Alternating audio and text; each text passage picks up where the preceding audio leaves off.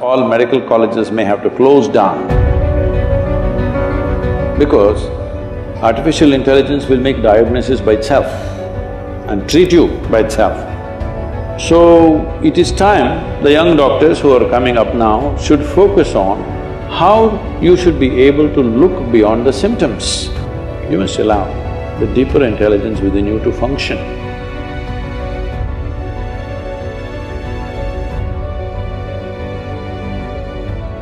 The antibiotic resistance is increasing day by day and Ayurvedic practices are declining day by day. So how do we create a perfect amalgamation between the practices of Ayurveda and allopathy?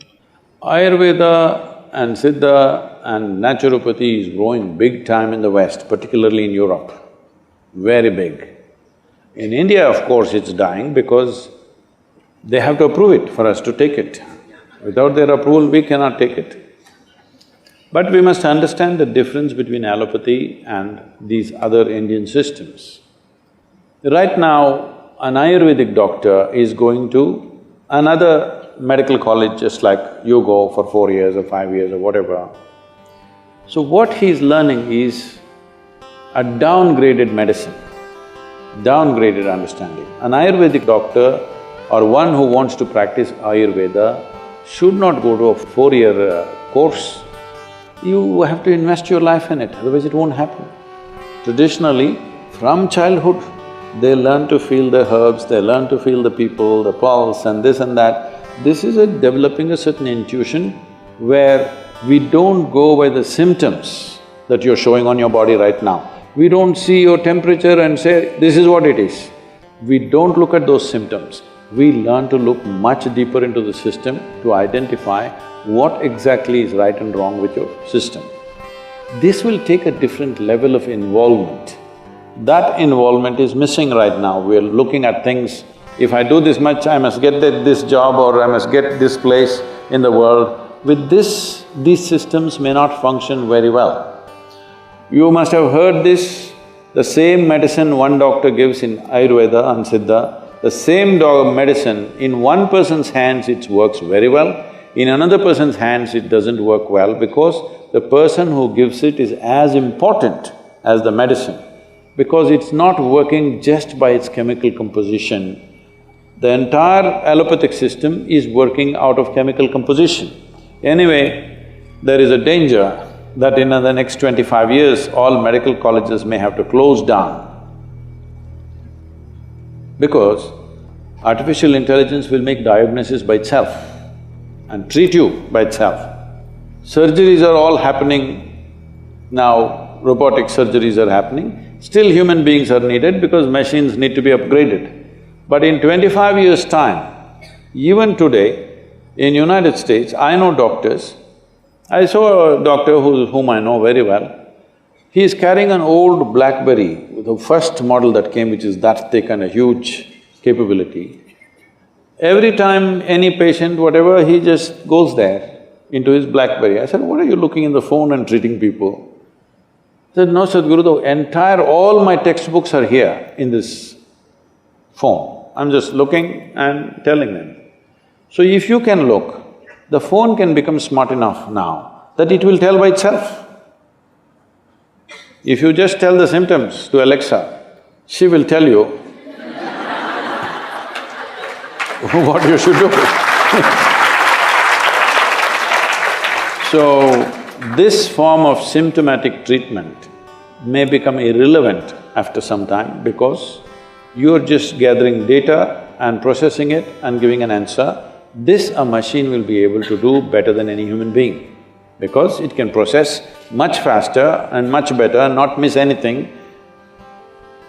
So, it is time the young doctors who are coming up now should focus on how you should be able to look beyond the symptoms. This is what Ayurveda and Siddha is significant about. There was a yogi with whom I volunteered for some time for his medical camps that he used to have.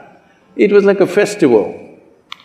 Okay, for everybody who comes to him, he has a joke to tell them and it goes on like a festival. Simply something he will give and people are cured, thousands of people will queue up for him every day.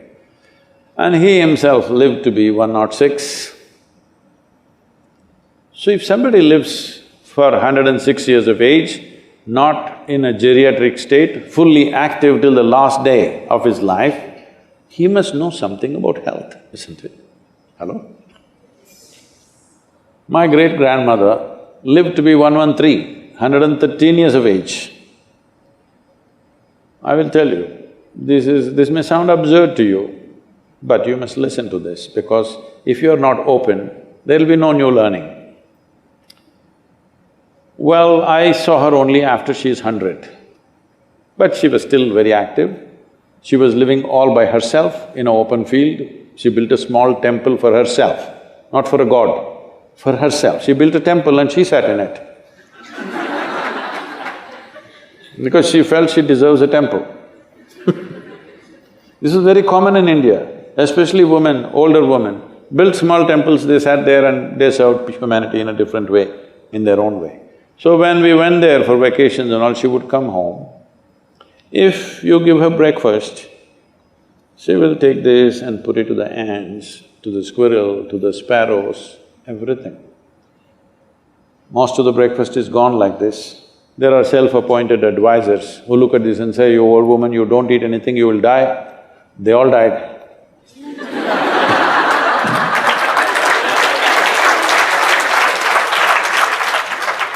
And she will simply sit there looking at these sparrows and ants eating, simply tears would be rolling from her eyes.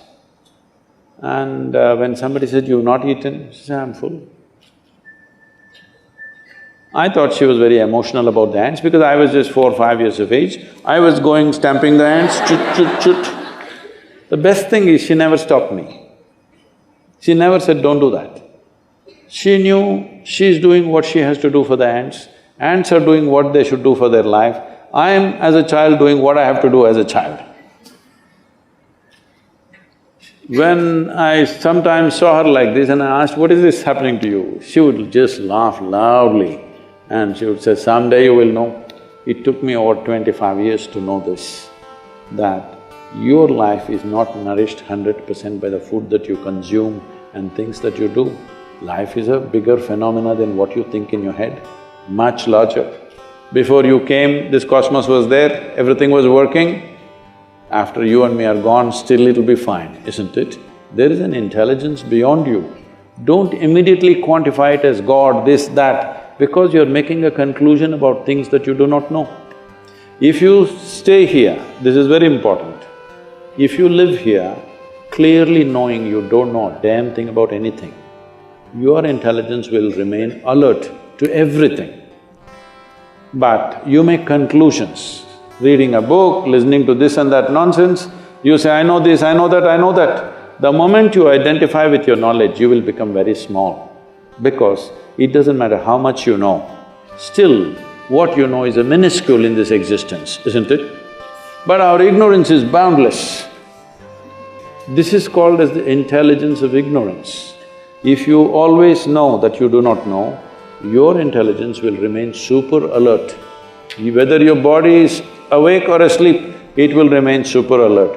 This is what a doctor must do because, I'm sorry to say such things, you may know medicine, you might have read all the books in the world, you might have treated many patients, but still, everything seems to be perfect, somebody will die in your hands.